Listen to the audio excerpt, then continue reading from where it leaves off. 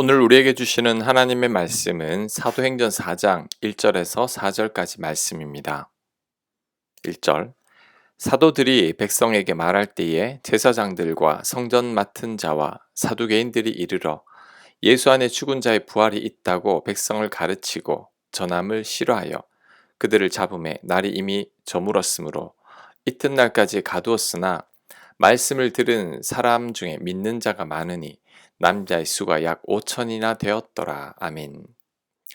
사도들의 전도로 많은 백성들이 예수님을 믿게 되었습니다. 그랬더니 사두개인들이 사도들을 옥에 잡아 가두었습니다. 사두개인들은 부활을 믿지 않는 종교 지도자들인데 사도들이 예수님의 부활을 전하자 불쾌했던 것입니다. 그래서 사도들을 감옥에 가두었습니다. 이 대목에서 이런 의문이 들 수 있습니다. 지금 사도들이 한 일은 하나님의 일입니다. 하지만 그 결과는 감옥에 갇힌 것이었죠. 하나님의 일을 하는데 왜 이런 일이 생기는 걸까요? 하나님의 일을 할 때도 이런 일들이 많이 생깁니다. 바울이 복음을 전할 때 얼마나 많은 핍박이 있었는지 모릅니다. 돌에 맞아 죽을 뻔했고 강도를 만났으며 폭풍도 여러 번 만났고 파선도 여러 번 했습니다. 굶고 줄이고 목말랐고 몸의 질병 때문에 계속해서 고통을 받았습니다. 주의 일을 하는데 왜 이런 일을 겪어야 하는 걸까요? 최소한 강도는 만나지 않도록 하나님께서 은혜를 베풀어 주셔야 하는 게 아닐까요? 아파서 사역을 감당할 수 없다면 빨리 낫게 해 주셔야 하는 게 아닐까요? 그렇지 않습니다. 하나님의 일을 한다고 해도 어려움은 있을 수 있습니다. 일반인들이 겪는 고통이나 아픔을 똑같이 겪을 수 있습니다. 그리스도인들 중에서는 하나님을 잘 믿으면 삶에 아무런 문제가 없어야 한다고 생각하는 분들이 있습니다. 삶에 문제가 생기는 것은 하나님 앞에 바르게 살지 못했거나 죄 때문이라고 생각하는 분들이 있습니다. 하지만 절대 그렇지 않습니다. 예외인 경우가 너무나 많습니다. 하나님 앞에 온전히 살아도 환난을 당할 수 있습니다. 하나님의 일을 열심히 해도 억울한 일들을 당할 수 있습니다. 바울만 하더라도 주의 일을 감당하면서 많은 어려움을 겪었습니다.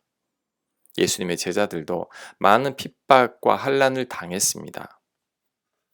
요셉도 하나님 보시기에 온전히 살았지만 억울한 누명을 쓰고 감옥에 갇혔습니다. 우리 주변에도 이런 모습들을 많이 볼 수 있습니다. 오지에서 선교하시느라 고생하시는 선교사님들이 병을 얻거나 순교하시기도 합니다. 하나님 보시기에 합당한 삶을 살아도 고생만 하는 분들도 있습니다. 그 반대의 경우도 있습니다. 악한 삶을 살아도 아무런 어려움 없이 잘 사는 악인들이 얼마나 많은지 모릅니다. 그래서 시편 73편 저자는 악인들의 형통으로 인해 시험에 들 뻔했습니다.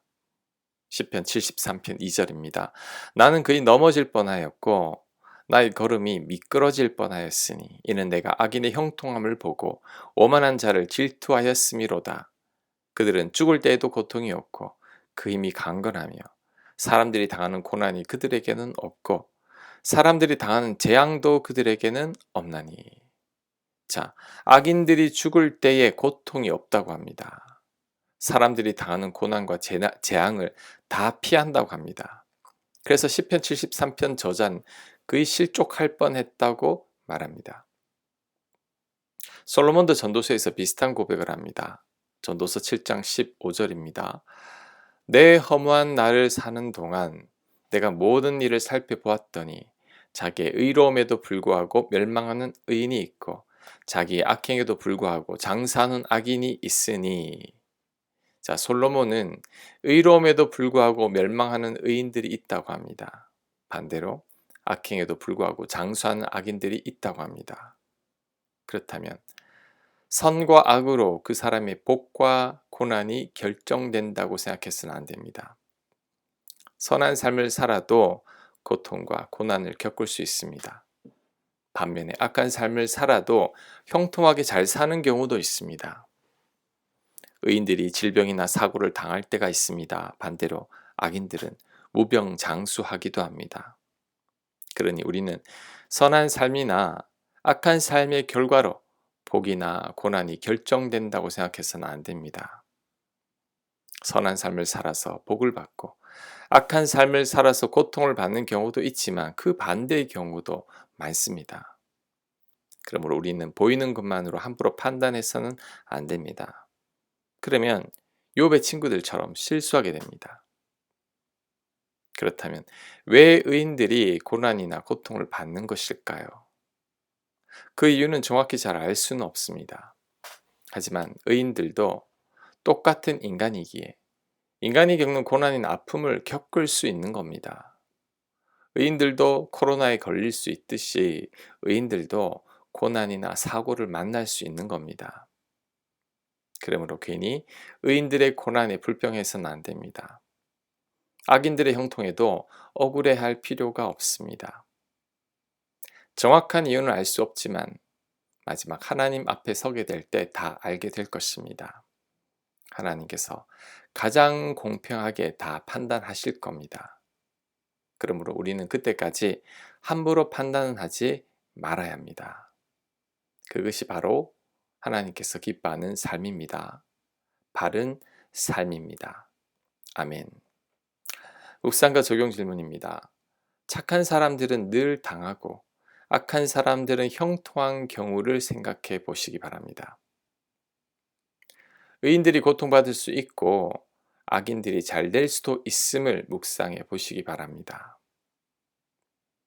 보이는 것만으로 함부로 판단하지 않기를 결단해 보시기 바랍니다. 기도합니다.